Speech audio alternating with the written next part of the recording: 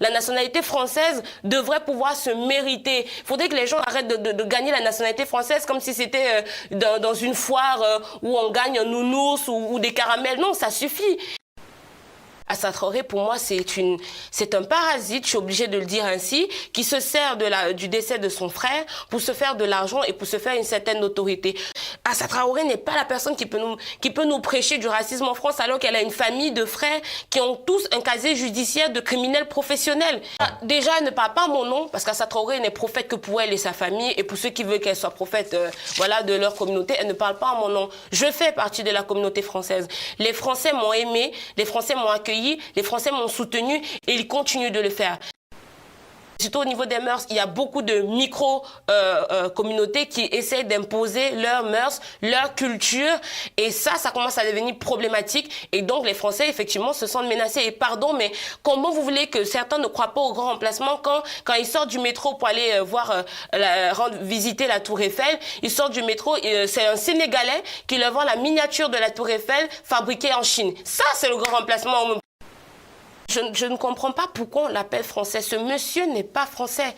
Il a peut-être les documents... Il l'a obtenu. Oui, il a des documents qui disent qu'il est français, mais il n'est pas français. Le principe même de base pour être français, c'est de savoir déjà parler français. Des journalistes. C'est le problème que j'ai parfois avec certains de la profession qui pratiquent leur métier comme si, comme s'ils étaient des débutants.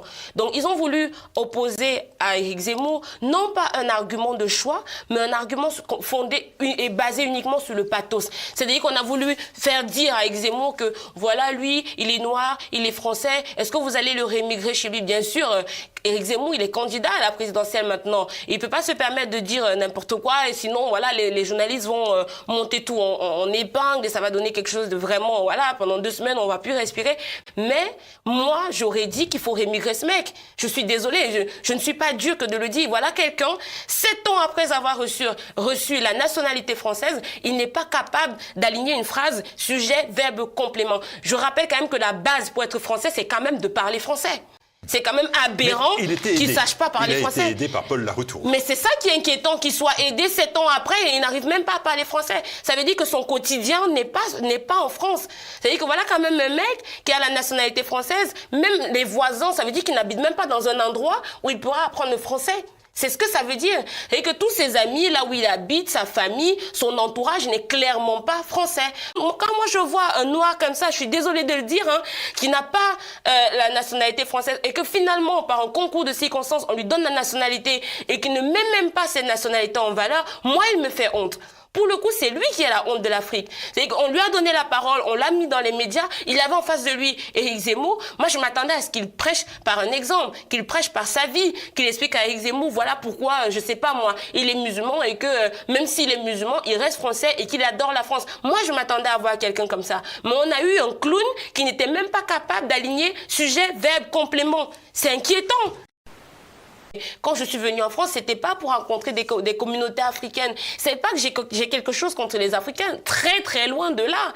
Mais si je voulais aller au Gabon, en Côte d'Ivoire, au Togo, je sais pas moi, même au Maroc ou en Algérie en touriste et rencontrer toutes ces populations-là, je l'aurais fait volontiers. Il ne manquerait plus que je me rende en Inde et que la population de l'Inde, je rencontre des Chinois. Ce n'est clairement pas normal.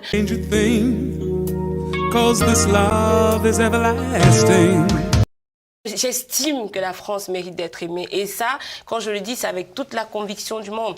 Aujourd'hui, beaucoup de gens essayent de torpiller l'histoire, de réécrire l'histoire, d'inventer des théories fumeuses. Mais ils oublient quand même que malgré effectivement les crimes qui se sont passés, parce que l'idée ce n'est pas de nier l'histoire ou alors d'essayer d'édulcorer l'histoire, mais ils oublient quand même de raconter ce qui aurait pu être des bienfaits. C'est-à-dire que, encore une fois, au Cameroun, je sais pas, j'ai toujours raconté, quand on discute avec une personne âgée au Cameroun, la personne va te raconter que voilà, du temps des Blancs, c'était mieux. Et je ne suis pas la personne qui invente le sujet, c'est pas moi qui ai inventé le fil à couper le beurre sur le sujet, non, pas du tout. D'ailleurs, Kofi Yamian, dans une interview, lui qui est d'origine togolaise, n'a pas manqué de le rappeler, et il tient à peu près le même discours que moi, que toutes les personnes d'un certain âge, on va dire, qui ont connu les indépendants, les années indépendantes, les années de colonisation, ont le même discours. La France, quand c'était là, c'était mieux. On avait l'école, on avait l'hôpital, on avait l'éducation, on avait les infrastructures, sérieux. Et 60 ans, plus de 60 ans aujourd'hui après les indépendances, ce n'est plus ça. Et donc oui, nous autres qui sommes restés en Afrique, qui avons grandi en Afrique, qui avons passé toute notre enfance en Afrique, dans les livres, comme j'ai pas manqué de le dire, dans les livres, dans les chansons, dans les pièces de théâtre, on nous a dépeint une France chaleureuse, une France grandiose, une France conquérante, une France qui avait du poids, qui était une puissance mondiale. Et oui, quand on arrive en France et qu'on se rend quand même compte que ce n'est plus tout à fait ça. Pas que la France a perdu du poids au niveau de l'armement, non, c'est pas ça. C'est sur le plan sociologique. Il y a des choses qui se sont opérées. Aujourd'hui, la France, c'est une société fracturée. Les vieux débats sont revenus sur la table, des blancs contre les noirs, des hommes contre les femmes, des hétéros contre les gays. La France est fracturée aujourd'hui par des détails, en réalité, qui ne devraient pas l'être. C'est-à-dire qu'aujourd'hui, on sort les particularités des uns pour essayer d'en faire des petits États dictatoriaux, alors qu'on devrait en réalité appartenir à la communauté française. Beaucoup de gens peuvent se dire que oui, parce que je prends la parole dans les médias. D'ailleurs, les premières personnes même à s'opposer à moi pourraient être des nations, comme on les appelle, les nations tradis, qui n'aiment pas spécialement les Noirs, qui ont une petite tendance nazie. Au contraire, quand je discute avec ces gens-là, j'élève le débat. Parce que c'est argument contre argument. C'est des débats dépourvus de passion. Alors que ils sont pas forcément d'accord avec tout ce que je dis, ou alors ils sont pas forcément d'accord avec le fait que je prenne la parole dans les médias. Mais il y a un fond, il y a une consistance dans le débat. Ce que je n'ai pas retrouvé avec mes confrères noirs. Les personnes qui m'ont le plus mis les bâtons dans les roues en France, c'était des gens qui appartenaient à la communauté camerounaise et de façon générale des Noirs. Quand je prends la parole dans les médias, quand je me fais insulter de traite, de bounty et de toutes sortes autres noms d'oiseaux, ça vient toujours des Noirs. Mais vous dites que le racisme systémique, ça n'existe pas. Et je me dis, Rokhaya Diallo, Lilian Thuram, Assa Traoré, alors sont des menteurs. C'est des menteurs. Non seulement c'est des menteurs, mais c'est des clowns parce qu'ils sont la preuve palpable, exemple vivant, que le racisme systémique n'existe pas. Rokhaya Diallo, elle a fait de très grandes études. C'est une personne qui est cultivée. Elle a juste choisi d'associer son discours à un discours de victimisation SAL. C'est tout. Normalement, une Rokhaya Diallo prendrait la parole et expliquerait que, écoutez, moi je suis noire. Moi j'ai des racines noires.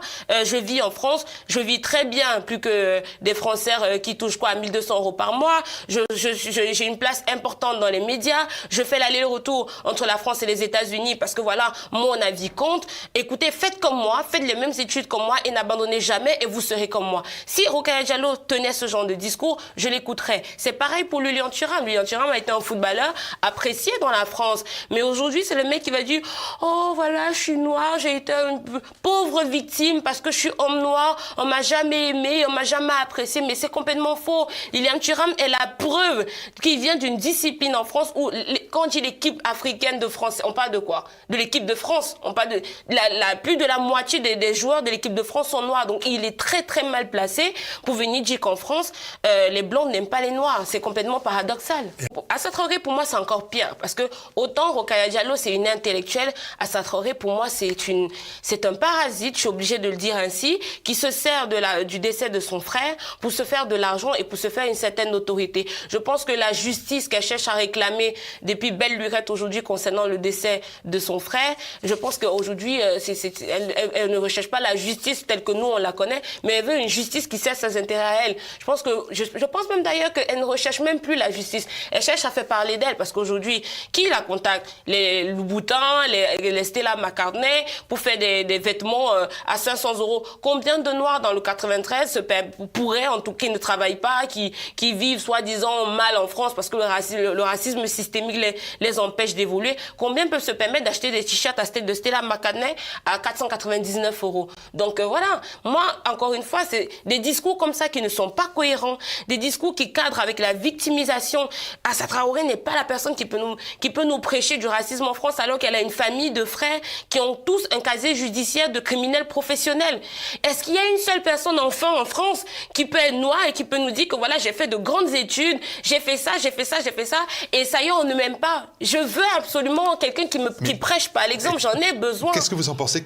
Qu'est-ce que vous pensez de quand elle dit, ces personnes-là, que vous ne ferez jamais partie, vous, vous, de la grande histoire commune Déjà, elle ne parle pas mon nom, parce qu'Assa Traoré n'est prophète que pour elle et sa famille, et pour ceux qui veulent qu'elle soit prophète voilà, de leur communauté, elle ne parle pas mon nom. Je fais partie de la communauté française. Les Français m'ont aimé, les Français m'ont accueilli, les Français m'ont soutenu, et ils continuent de le faire. C'est-à-dire que je me suis retrouvée en terre étrangère, en terre qui n'était pas la mienne, et les gens justement qui m'ont aidé, aimé, soutenu et accompagné dans tout ce que j'ai pu vivre en France, eh bien c'était les Français. Si elles ne se sont pas, si elles pensent qu'elle ne fait pas partie de cette histoire, histoire commune, c'est parce qu'elle a refusé, elle a choisi de s'ostraciser de cette histoire-là. Moi, l'histoire de la France, je l'aime, je l'embrasse, et les Français, je les aime et ils me le rendent bien. Sur les Pitié, je ne dirais pas ça. Oh non, pas du tout. Alors, en matière de créolisation, pour moi, créolisation et grand remplacement, c'est les mêmes mots, mais qui désignent deux thèmes sociologiques, deux événements sociologiques différents. Je ne suis pas en train de dire que je suis contre le fait qu'il y ait des Blancs qui peuvent épouser des Noirs ou des Noirs qui peuvent épouser des Blancs. Non. Si c'est par amour, c'est une chose. On ne détermine pas, voilà, on ne sait pas de quoi demain est fait. Le cœur, comme on dit, ne choisit pas la personne qu'elle aime. Donc on peut pas dire que voilà, demain, si je tombe amoureuse voilà, d'un Français, je vais m'interdire de tomber amoureuse parce que je veux pas participer au grand remplacement. Non, c'est pas ça la question. Je pense qu'ici, le débat sur le grand remplacement, c'est surtout au niveau des mœurs. C'est surtout au niveau des mœurs. Il y a beaucoup de micro-communautés qui essaient d'imposer leurs mœurs, leur culture. Et ça commence à devenir problématique. Et donc, les Français, effectivement, se sentent menacés. Et pardon, mais comment vous voulez que certains ne croient pas au grand remplacement quand ils sortent du métro pour aller visiter la Tour Eiffel, ils sortent du métro, c'est un Sénégalais qui leur vend la miniature de la Tour Eiffel fabriquée en Chine. Ça, c'est le grand remplacement pour être caricatural. Et je ne manque pas de leur dire. Un Français ne peut pas sortir du métro, il veut aller visiter la Tour Eiffel, et c'est un Sénégalais qui lui vend une miniature de jouet fabriquée en Chine. Ça n'a pas de sens. Je suis désolée. Donc moi, je comprends pourquoi, effectivement, dans certains quartiers parisiens, on ne retrouve même plus des Blancs parce que certains ont déménagé. Donc je suis pas dans le fantasme. Je suis pas non plus en train de vouloir, je sais pas moi, à donner du crédit à une thèse, je sais pas moi, néo-nazie. Mais il faut quand même comprendre un certain nombre de faits sociologiques. Là, on parle de faits. La réalité n'est pas nazie. Les faits ne sont pas nazis. Là, on parle de faits. Les faits sont probants. Moi, la première fois et je le raconte dans mon livre, la première fois que j'ai visité Barbès, c'était lors d'une journée d'intégration qui avait été organisée par mon école. Et on nous avait dit de trouver des éléments culturels qui rapportaient à la culture de l'Afrique du Sud. Donc oui, on s'est retrouvé à Barbès. Pardon, mais ça faisait à peine 2 semaines que je venais d'arriver en France. Je n'étais jamais sortie. Mon trajet, c'était métro-école. Et là, je me retrouve à Barbès. Oui, j'ai été choquée. J'ai été choquée. Pardon, mais je ne suis pas venue en France pour vivre en Afrique. C'est un peu ça le principe justement de l'immigration. Si je voulais rester en Afrique et vivre en Afrique, eh bien il y a 23 millions de Camerounais que j'ai laissés en Afrique. Et le dire ne fait pas de moi quelqu'un de xénophobe ou quelqu'un qui soit contre les Noirs. Xénophobie, Stella Kamga par exemple. On regarde Lassana Bathily, c'est un héros de l'hypercachère à Vincennes. Il obtient la nationalité française et pourtant vous avez des mots très très durs sur ce français musulman. Sincèrement, je ne comprends pas pourquoi on l'appelle français. Ce monsieur n'est pas français. Il a peut-être les documents. Il l'a obtenu. Oui, il a des documents qui disent qu'il est français, mais il n'est pas français. Le principe même de base pour être français, c'est de savoir déjà parler français. Parce que là, vous citez en fait une opposition entre lui et Éric Zemmour sur LCI il y a quelques jours. Si vous voulez, on a des journalistes. C'est le problème que j'ai parfois avec certains de la profession qui pratiquent leur métier comme s'ils étaient des débutants. Donc, ils ont voulu opposer à Éric Zemmour, non pas un argument de choix, mais un argument fondé et basé uniquement sur le pathos. C'est-à-dire qu'on a voulu faire dire à Éric Zemmour que, voilà, lui, il est noir, il est français, est-ce que vous allez le rémigrer chez lui? Bien sûr, Éric Zemmour, il est candidat à la présidentielle maintenant. Il ne peut pas se permettre de dire n'importe quoi, et sinon, voilà, les journalistes vont monter tout en épingle, et ça va donner quelque chose de vraiment, voilà, pendant 2 semaines, on va plus respirer. Mais moi, j'aurais dit qu'il faut rémigrer ce mec. Je suis désolée, je ne suis pas dure que de le dire. Voilà quelqu'un, 7 ans après avoir reçu la nationalité française, il n'est pas capable d'aligner une phrase sujet, verbe, complément. Je rappelle quand même que la base pour être français, c'est quand même de parler français. C'est quand même aberrant qu'il ne sache pas parler français. Il a été aidé par Paul Laroutourou. Mais c'est ça qui est inquiétant, qu'il soit aidé 7 ans après et il n'arrive même pas à parler français. Ça veut dire que son quotidien n'est pas en France. Ça veut dire que voilà quand même un mec qui a la nationalité française, même les voisins, ça veut dire qu'il n'habite même pas dans un endroit où il pourra apprendre le français. C'est ce que ça veut dire. Et que tous ses amis, là où il habite, sa famille, son entourage n'est clairement pas français. Parce que si c'était le cas, il s'exprimerait mieux.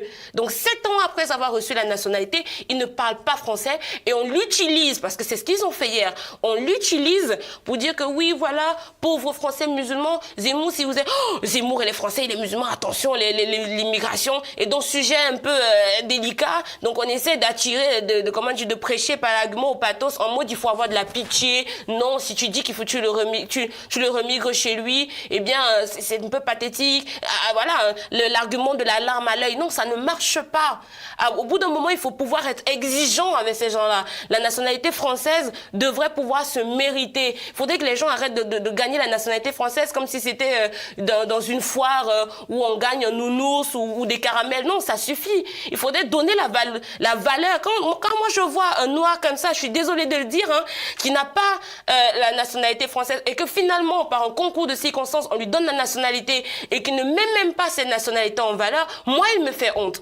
Pour le coup, c'est lui qui a la honte de l'Afrique. C'est qu'on lui a donné la parole, on l'a mis dans les médias, il avait en face de lui Éric Zemmour. Moi, je m'attendais à ce qu'il prêche par un exemple, qu'il prêche par sa vie, qu'il explique à Éric Zemmour, voilà pourquoi, je sais pas moi, il est musulman et que même s'il est musulman, il reste français et qu'il adore la France. Moi, je m'attendais à voir quelqu'un comme ça. Mais on a eu un clown qui n'était même pas capable d'aligner sujet, verbe, complément. C'est inquiétant, ce genre de français-là. La France n'est plus la France. Pour illustrer le fait que l'Occident saute à pieds joints dans les délires progressistes, vous évoquez la figure du père, mise à mal par les féministes. Une question d'autant plus difficile hein, que vous l'indiquez dans les premières pages de l'ouvrage. Eh bien, votre père, on peut le dire, n'a pas été à la hauteur d'un père. Oui. Effectivement, j'ai eu un père absent, mais j'ai eu beaucoup de chance parce que voilà, j'ai eu une mère qui a su combler le vide. Et voilà, ma mère, elle représente effectivement tout pour moi. Et c'est quelqu'un qui m'a donné la force que j'ai aujourd'hui. C'est-à-dire que tout ce que j'ai traversé, elle a traversé pire. Et en même temps, elle a été mon modèle. En même temps, elle a été ma source d'inspiration. Et c'est bien dommage, mais effectivement, est-ce que la mère devrait jouer le rôle du père? Bien sûr que non. Dans un monde normal, la mère a son rôle, le père a son rôle. Et en France maintenant, au lieu d'encourager justement la société à aller dans ce sens-là, c'est l'inverse qui se produit. On a des féministes qui expliquent que voilà, pour des pères qui ont été absents, pour certains qui ont été violents, ça y est, on case tous les hommes dans cette figure-là. Et donc, on devrait, pour citer une féministe qu'on aime bien, hein, Alice Coffin, on devrait exterminer les hommes. Non. Je pense que si la société est malade, il faut la soigner. Il ne faut pas l'amputer. Et donc, s'il y a eu des hommes qui ont été incompétents, qui ont manqué à leur devoir, ça ne veut pas pour autant dire qu'on doit mettre tous les hommes dans le même panier. Je connais des hommes qui sont des bons pères. Je connais des hommes qui sont des bons maris. Et voilà, c'est important de ne pas castrer la jante masculine. Il faut qu'on redonne la place de l'homme dans le foyer, dans la famille et dans la société. C'est tout ça qui fait en sorte qu'aujourd'hui, comme on est un peu sensible, nous les femmes, je suis obligée de le dire ainsi, écoute, on peut plus rien dire. Les blagues humour second degré, humour noir, ça devient compliqué, tout est devenu sujet délicat tout. Sujet délicat, restons-y sur les sujets délicats. Je suis pour la recolonisation de l'Afrique. Pour la recolonisation de l'Afrique. Oui. Sujet délicat, non? Oui, bien sûr. Beaucoup de gens me diront ça, oui, crime contre l'humanité. Tout ça, c'est des grands mots, c'est des grandes théories. Écoutez, moi, personnellement, bien évidemment, un Français d'ici qui connaît comment la colonisation s'est passée va dire que nous, on n'a aucun intérêt, on ne veut pas retourner en Afrique parce que ça nous a quand même coûté plus que ça nous a apporté, il faut le dire. Ceux qui sont dans l'ignorance, qui ont décidé de s'enfermer dans des théories de propagande par la gauche, ils disent que oui, la France s'est fait du blé, la France a fait ci, mais là, non, pas du tout. Quand on lit des ouvrages, quand on lit dans son ensemble, la colonisation a plus coûté à la France que ça ne lui a apporté. Personnellement, je voudrais qu'il y ait une recolonisation en Afrique. Pourquoi? Parce que je sais que les Français en Afrique, au moins ils seront justes. Au moins quelqu'un qui porte un nom de l'Ouest comme moi au Cameroun trouverait du boulot, non pas parce qu'il appartient à une communauté ou à un village, mais parce qu'il est compétent. Je pense que il y aurait moins de corruption. Je pense qu'il y aurait un véritable ascenseur social. Je pense qu'il n'y aurait pas vraiment de fossé. Je pense vraiment à beaucoup de choses. Tout ce que je vois qui fonctionne en France, je pense que si la France recolonise, je prends un exemple pour mon pays, je prêche pour ma paroisse, si la France recolonise le Cameroun et remet les pendules à l'heure sur certains sujets, je pense sincèrement qu'il y a beaucoup de Camerounais qui ne partiraient pas de la France, du Cameroun. C'est pour ça que certains ne comprennent pas quand je dis que quand je suis venue en France, c'était pas pour rencontrer des communautés africaines. C'est pas que j'ai quelque chose contre les Africains, très très loin de là. Mais si je voulais aller au Gabon, en Côte d'Ivoire, au Togo, je sais pas moi, même au Maroc ou en Algérie en touriste et rencontrer toutes ces populations-là, je l'aurais fait volontiers. Il ne manquerait plus que je me rende en Inde et que la population de l'Inde, je rencontre des Chinois. Ce n'est clairement pas normal. Par contre, oui, moi je crois sincèrement que pour éviter les flux migratoires ou du moins pour les contrôler et encore pour réduire le flux, je pense sincèrement qu'il faut régler l'ascenseur social, la question de l'emploi, la question économique en Afrique. Et ça empêcherait que beaucoup partent de chez eux. Moi, je suis partie pour les mêmes raisons. On ne part pas de chez nous parce que voilà, on se dit que de toute façon, les gens qui partent généralement, c'est des gens qui n'ont rien à perdre. C'est des gens qui ont déjà tout essayé, qui ont fait l'école, qui ont essayé de postuler et ça n'a pas marché et qui ne veulent pas justement terminer dans des métiers, des sous-métiers comme on dit chez nous. Et donc ils partent. Les gens qui partent n'ont plus rien à perdre. Et donc ils n'en ont rien à foutre s'ils passent par la nage et ils décèdent dans le désert. C'est des gens qui n'ont plus rien à perdre. C'est ou la mort ou la réussite. Donc il n'y a pas vraiment beaucoup de choix. Moi, je crois sincèrement qu'on peut faire quelque chose à ce niveau-là. Si on explique à plein de personnes qui se sont expatriées comme nous autres, qu'au moment de rentrer, on a un emploi qui nous attend, qu'on a un président qui est prêt à nous accueillir, des gens, nos gouvernements, nos dirigeants qui sont prêts à accueillir nos projets, à nous financer, à nous aider à développer la société, et il y en a beaucoup qui partiraient. Il y en a beaucoup qui partiraient. Moi, j'ai fini mes études l'année dernière. Je suis approximativement par mois à presque 3 000 € par mois. Si je veux rentrer au Cameroun maintenant, j'ai pas de boulot qui m'attend. Je n'ai pas une famille qui va dire que voilà, je connais tel dans une entreprise, donc je pourrais trouver un travail qui soit au moins bien rémunéré. Et donc oui, comment vous voulez que là, pour le coup, je rentre, sachant que je n'ai rien, pourtant j'ai fait des études et je laisse le salaire que j'ai ici. Si vous voulez, ça c'est pour mon cas. Il y en a plein qui sont comme moi, qui ont des projets. Il y en a même qui sont rentrés et qui sont revenus. Ils sont revenus pourquoi? Parce qu'ils ont essayé de mettre des projets en place, mais la corruption, la société vraiment gangrénée par de népotisme et toutes sortes de choses qui vous empêchent de vous établir financièrement, empêchent les gens de s'établir. C'est pour ça que je parle de recolonisation. Je ne tergiverse pas là-dessus. Je vais vous dire, au Cameroun par exemple, on ne manque pas de respect à la police. On respecte la police, on respecte tout ce qui est figure d'autorité. On respecte les enseignants, on respecte les parents, on respecte la police. Tout ce qui représente la figure de l'autorité, on la respecte. Donc quand je vois certains devenir des Spider-Man ici, là, en mode, ils commencent à lutter avec la police, c'est des gens qui n'ont rien compris à la vie. Moi, je ne viens pas chez quelqu'un pour lui dire comment il doit vivre, pour lui dire ce qu'il doit manger, pour lui dire quel Dieu il doit prier ou comment il doit s'habiller. Je trouve que c'est prétentieux et en plus, c'est complètement lunaire. Tu peux pas venir sur une terre qui n'est pas la tienne pour venir dicter aux gens ta conduite à toi. Tu viens, tu t'arrimes et tu rentres dans le moule et donc tu fais corps avec la société. Mais si tu viens être en marge de la société, il est normal que tu te sentes ostracisé et donc tu commences à manifester à la place de la République pour dire que hey, tiens, la France ne m'aime pas, je suis noir, le racisme systémique, tout le monde me déteste. Ça, c'est des discours de perdants. C'est un discours de perdant. Et j'ai pas manqué, permets-moi d'utiliser ce plateau pour le rappeler, Martial. C'est que nous, on n'a pas connu les aides au Cameroun. Quand je vois les Noirs arriver ici et tenir le discours de oui, on va récupérer les aides parce que la France a colonisé l'Afrique, mais ça, c'est des discours de perdants. La CAF, c'est pour les pauvres. La CAF, c'est pour des personnes qui sont en difficulté. Donc, personne dans la CAF ne pourra jamais obtenir plus de 2 000 € par mois. Voilà, en France. Il faut beaucoup d'enfants. Voilà, il faut beaucoup d'enfants. Alors que si vraiment tu as de l'ambition, que tu as des projets, que tu veux mettre des choses en place, tu vas pas te contenter de juste 2 000 € sachant d'où tu viens. Donc, quand moi je vois ces gens-là venir en France, s'attarder sur discuter les aides et se dire que voilà, le racisme systémique est... Si vraiment il y avait le boulot dans ton pays, tu ne serais pas en France. Si ton pays était extraordinaire, mon beau, ceux qui ont l'habitude d'ailleurs de le dire, fier de l'être, je sais pas moi, de noir et fier de l'être, si c'était bien, vous serez pas là. Si vous êtes là, c'est justement parce que c'est pas bien. Et quand vous arrivez ici en France, parce que ça, c'est la particularité de la France te donne un éventail de possibilités. C'est-à-dire que si tu essayes là et que ça marche pas, tu peux te permettre d'échouer 1000 fois et de trouver 1000 fois des solutions pour te remettre sur pied. Donc, comment ça se fait qu'ils arrivent dans un système comme ça, qui leur donne toutes les possibilités de la terre pour s'affirmer, pour devenir des hommes dans la société et des femmes de valeur, de conviction, et ils choisissent quand même d'écouter des gens comme les Rokhaya Diallo, des gens qui ont réussi. Ça, c'est ce qui est bizarre. Ils écoutent des gens qui ont réussi et des discours qui les aident justement à ne pas réussir. C'est paradoxal et c'est des discours de perdants. De perdants. Oui, c'est des discours de perdants. Stella Kamga, vous avez 27 ans. Oui. C'est vrai. Comment et où voyez-vous votre avenir? Comment et où voyez-vous votre avenir? Alors, pour l'instant... Vous ne serez pas toujours une grande gueule? Si. Pour l'instant, je le suis. je suis grande gueule depuis, je pense que ça se voit.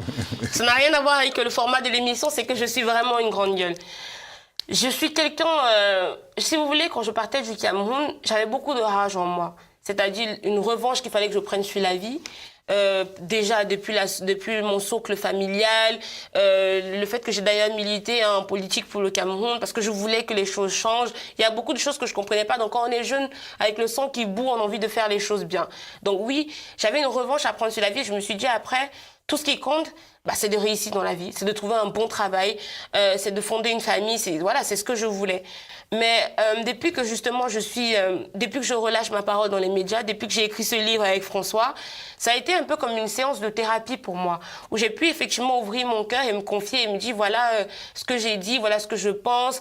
Et là, oui, je suis un peu plus, je suis beaucoup plus calme. Et là, je me dis oui, j'ai envie de rentrer. Est-ce que je peux faire les choses bien? Est-ce que je peux trouver des partenaires? Est-ce que je peux mettre des projets en place au Cameroun pour faire en sorte que voilà, les jeunes que moi je connaisse, les jeunes que je connais peuvent rester et travailler. Ça, c'est les futurs projets que j'ai et que j'ai envie de mener au Cameroun. Mais bien évidemment, si ça ne se fait pas, si je n'y arrive pas, je resterai en France. Voilà, la France qui n'est plus la France. Voilà, vous saviez qu'il y avait des Assa, maintenant vous savez qu'il y a des Stella en France. C'est ça le but de mon livre. Eh bien, c'est gagné. Merci beaucoup, Stella. C'est moi qui vous remercie. Father, Father, Father, help us and some guidance from above. 'Cause right now people have me questioning.